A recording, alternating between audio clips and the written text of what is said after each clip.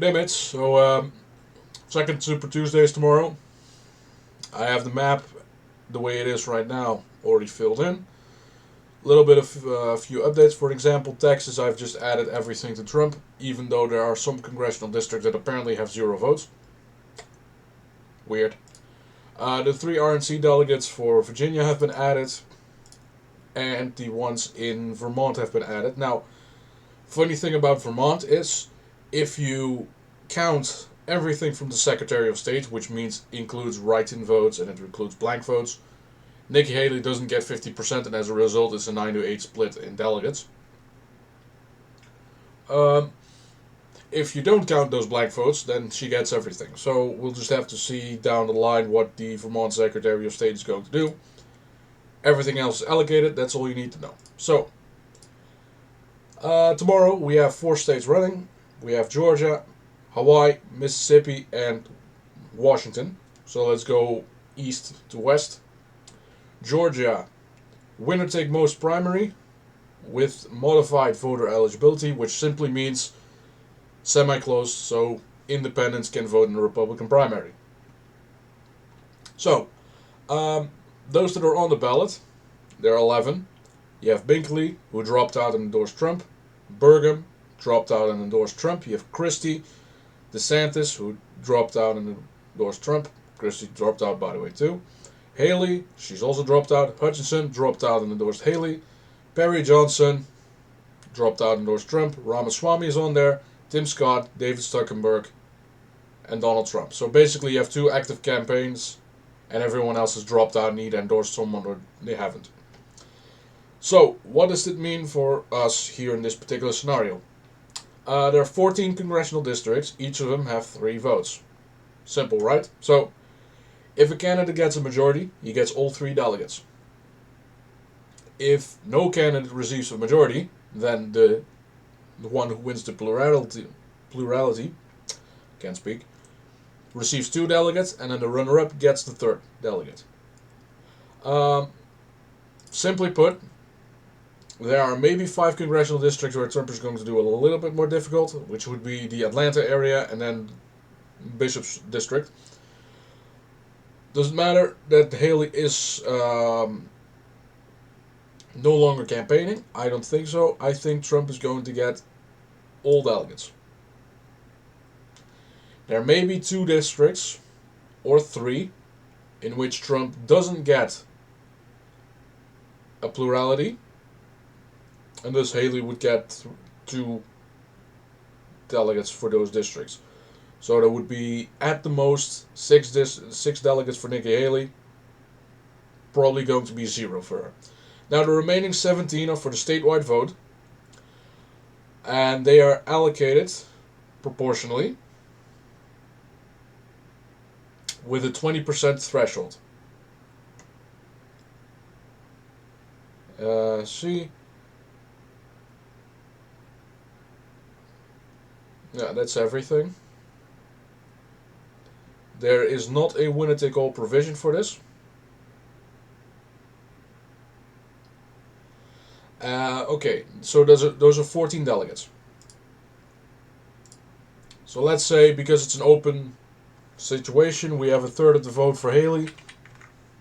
That would be 4 delegates, maybe 5. Is that going to happen? Probably not. I don't think she's going to meet the threshold for this particular state, which means Trump gets everything. The final 3 delegates, the RNC ones, they go to whoever wins the most votes. So that's Trump. Simple, right? Next up, Mississippi. Winner take most primary with a winner take all provision. And it's an open primary. So you can expect it to be about the same performance as Alabama, which is an open primary, or South Carolina, or Arkansas, or Louisiana. Those are open primary states. Considering the way that Alabama went, with 85% of the vote going towards Donald Trump, we can simply say all of the delegates go to Trump. With that, we can already see Donald Trump is at 1,1190 7 delegates, which means he only needs about 18 delegates to go.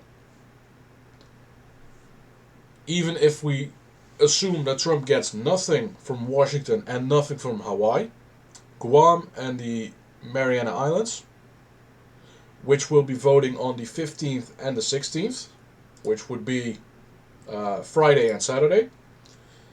Those have 18 delegates, so Trump has already got the nomination here, basically.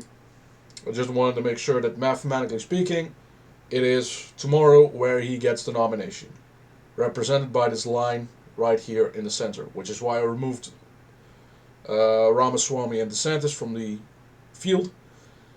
And as a result, we have 12 vacant delegates here. Because now, the way this program works, a racing threshold, what is added here, can only occur if you have 2 candidates. If you have more than 2 candidates, then that's a little bit of a problem. Because for some reason, programming-wise, it won't really happen. Next, Washington. Winner take most primary, which is closed. So only Republicans participate. 10 congressional districts. Any candidate receiving more than 20% of the vote, outright majority, or one candidate receives more than 20% of the vote in his congressional district, he gets all 3 delegates. If 2 delegates or 2 candidates receive 20% of the vote, the top voter getter will get 2 delegates, the number 2 gets 1 delegate. If no candidate receives 20%, then the top 3 will receive 1 delegate each. Now, on the Washington ballot, you only have Chris Christie, Ron DeSantis, Nikki Haley, Vivek Ramaswamy, and Donald Trump. So Trump is essentially the only one campaigning. So let's say, for now, this, and we already see that Trump has crossed the threshold down below. But let's say people still vote for Nikki Haley. And in the case of Washington, it would be a closed state where the registration modification has already been surpassed for about, a year? So the plan hasn't really succeeded here. Let's say Trump gets 60% of the vote. Well, he gets all the congressional delegates. If Trump doesn't get that, then it would be automatically dropping down to 20 delegates, and Nikki Haley would get 10. But that's not happening because Trump gets his outright majority. Then 13 delegates statewide. If anyone gets a majority, he gets all 13 of those.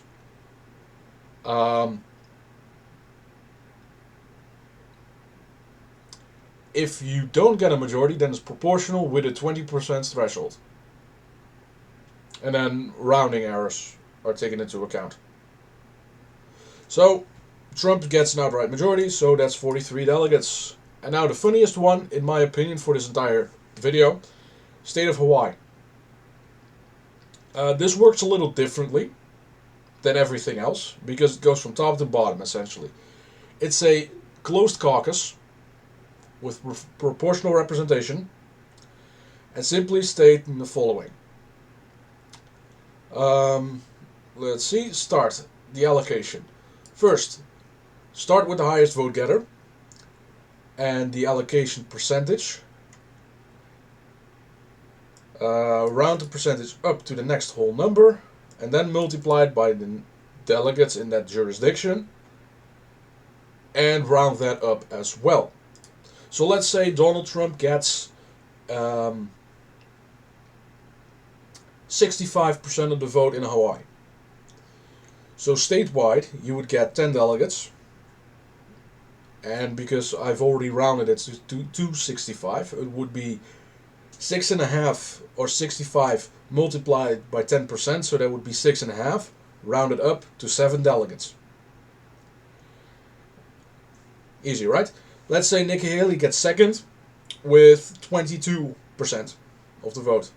That means 2.2 delegates, which would be rounded up to 3.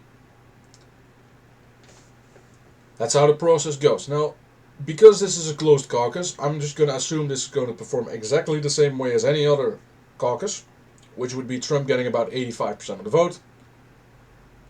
Which, in this particular case, it would mean that 9 of the 10 delegates statewide would go to Trump. Now, um, if it's a little more than that, for an example, he gets 91% of the vote, he gets all delegates. So that would be 10. But that's something that we're not taking into account. So, first congressional district, let's say that is particularly the western part of Maui, I believe. So that is 85% of the vote multiplied by 3. So 0.85 multiplied by 3, that would be 2.55. That means he gets all 3 delegates. So I'm going to fill that in for both congressional districts. Because, again, it's rounded up. Statewide leadership, 3 delegates.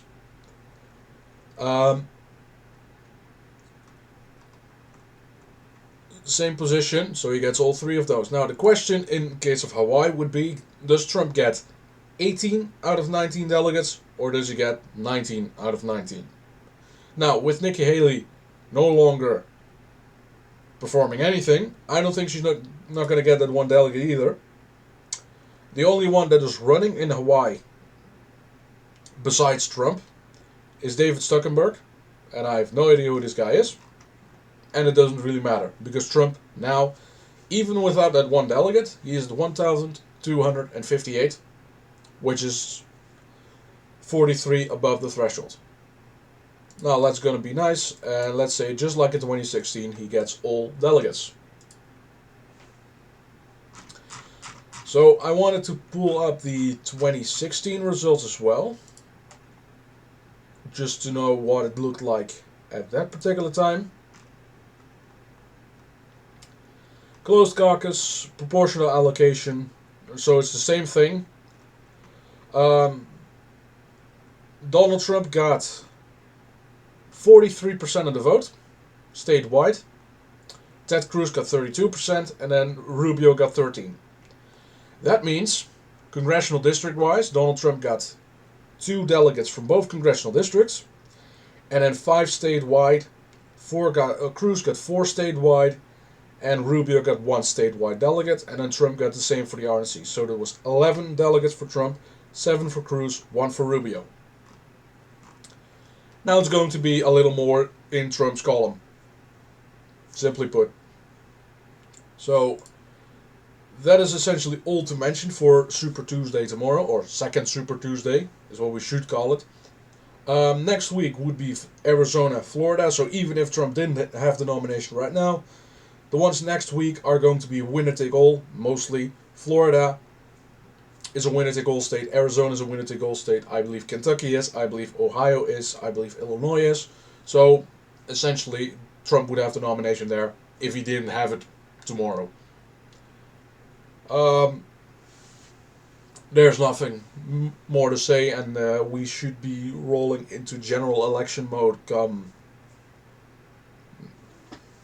well, next month, I suppose. I'm not going to do the ramping up for the predictions kind of things. Maybe I can do a little series regarding redistricting, just to show you how gerrymandering really affects the population. And I wanted to show that visibly because there's a nice little application where you can do that, where you can personally draw the district yourself. That's always a fun one. And you can really show how gerrymandered states like Illinois are. So, coming up on 15 minutes, yeah. I think we're pretty much done here. Trump has the nomination, pretty obviously, because everyone else that is serious is already dropped out. So then I only have 4 continuous update videos to make, or monthly, and past the summer it would be bi-monthly, maybe even weekly, depending on how the polling looks. So that's it. Thank you kindly for watching. See you next time. Cheers.